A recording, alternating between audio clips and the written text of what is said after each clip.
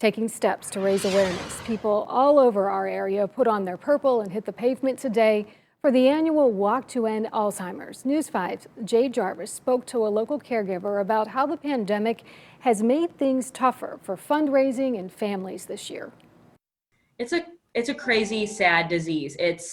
I always say it's like two losses. You know, there's the loss of them from the disease and then when they pass. Caroline James knows that loss firsthand. She cares for Alzheimer's patients at a senior living community, and her yaya, that means grandmother in Greek, was diagnosed 2 years ago. It's really made me think more about how I interact with the families that are dealing with this, and then educating my family about the disease and being their support system and an advocate for those living with it.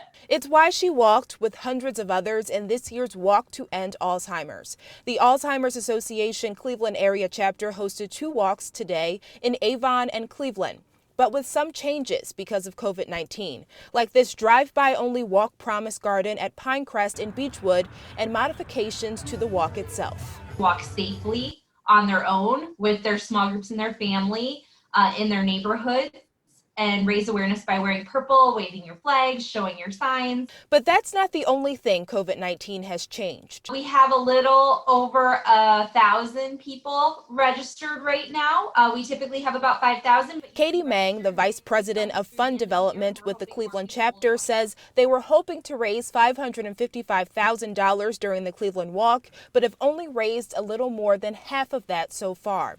She says that money is critical for the organization.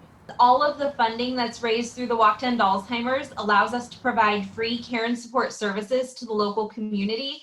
And a lot of the families dealing with this disease need that extra support. Support they haven't been able to get during the pandemic. We can't gather together for our support groups.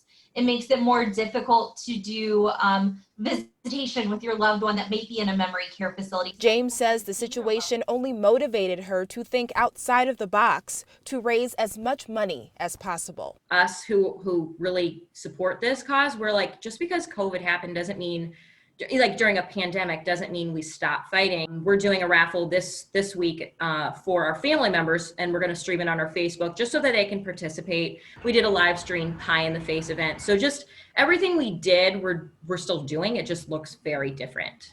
The association is hoping that people will also donate online throughout the end of the year to help them reach their fundraising goal. Another walk is also scheduled in Ashtabula this Saturday. In Beechwood, Jay Jarvis, News 5.